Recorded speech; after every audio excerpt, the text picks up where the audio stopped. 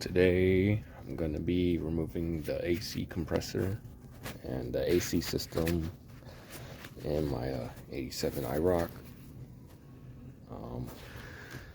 When I got the car, this thing was pretty much disconnected already. The belt was gone. The clutch kind of spins freely, but these are known for leaking at the bottom and they're really hard to rebuild. And even when they are working, they're not the greatest.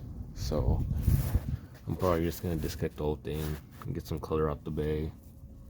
Also be a lot easier because I need to do the valve cover gasket and also the valve seals. So a lot of this stuff's gotta get out the way anyways. And also gotta do the spark plugs. And the main reason why these are so hard is because this whole unit's in the way. I'm not gonna be able to get to this stuff probably not until later, because I plan on hopping up this engine a little bit, putting some new heads and stuff. So probably when I get to that point, I'll remove that air box and everything else. I'm keeping my heater, of course, and the heater works fine, and every car needs heater. I don't care what car you got, you need a heater, especially when it gets cold and the window gets all fogged up. So first thing I'm gonna do is check if there's any AC. And as I suspected, no refrigerant's all gone. And check this one too. Maybe that one's sticking, you never know.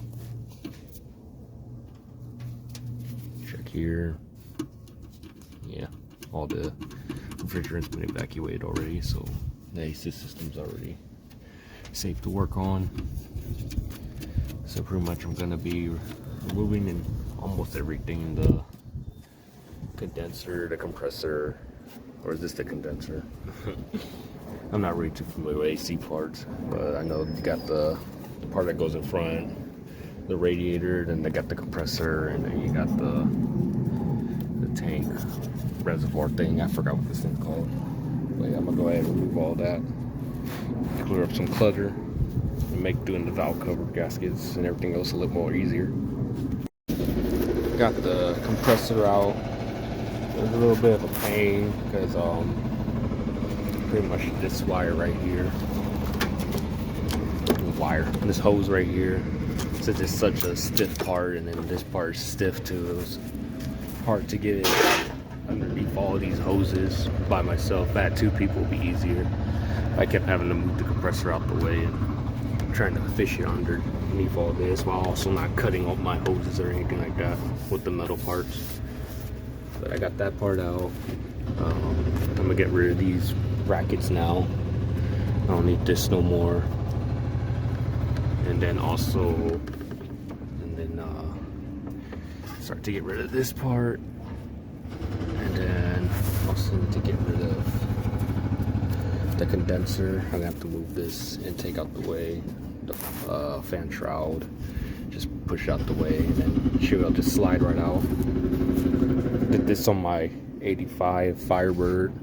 It was a lot more easier because I had the carb set up. I didn't have a tune port. So, but that one was also V-belt, and it was the same configuration. You have the compressor here, and the smog pump there, and everything.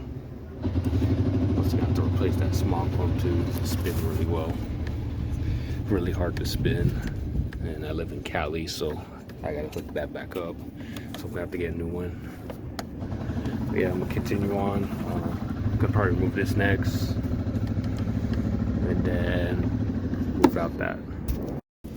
Alright, so got the condenser out.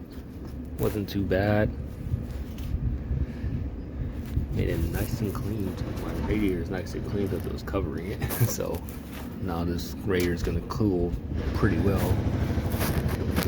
Got the reservoir, I think that's what it's called. Got that off. Took 2 crescent wrenches to get it off. One on this nut, and then one on the other one to hold it. So I got that out. Here's the parts over here. Condenser looks okay. It's pretty dinged up a little bit and dirty. That's how they all usually are. I mean, I don't see any holes or anything. So if anybody wanted to use this, they probably could. I wouldn't recommend it though, because these don't really cool that well anyways. A lot of people, they go with 4th gens or just a completely new setup. If I add AC to this car, I'm going with a completely new setup. My next thing I'm gonna have to worry about now is I don't want my radiator to be wobbling. So what I'm thinking is I'm gonna wedge these foam. This foam was covering the condenser, so I'm probably just gonna use these foams pieces to hold the radiator. Maybe cut off just also this part, but this is on top of the condenser. Just figure something out so it's not wobbling and not having metal on metal contact. Alright, so finish up. Later on I'm gonna go ahead move this. Right now it's like pretty hard to, because the wire harness, and then pretty much there's just a lot of stuff in the way. What you want to do this is what you do the exhaust manifold and the heads. You get a lot more room when you could do that. For the radiator, I didn't notice, but there's actually little rubber right here stopping it from moving anywhere, so that's fine. Gonna get a lot more airflow now, cool a lot more better.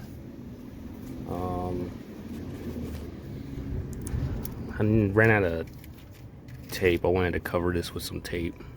I ran out, so when I get some more, I'm gonna cover this up, get out of the way so it doesn't short out anything. Other than that, it's done.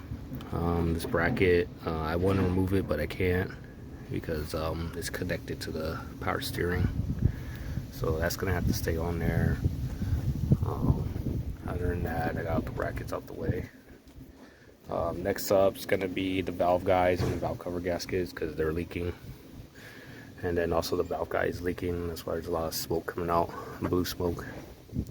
That's usually an indicator. Took the oil fill off. I don't see any smoke coming out of there, so no air, no nothing, so there's no blow by, so it's just telling me it's the valve guides that are leaking. And that'll be it for now. Later on I'm gonna do the valve guides.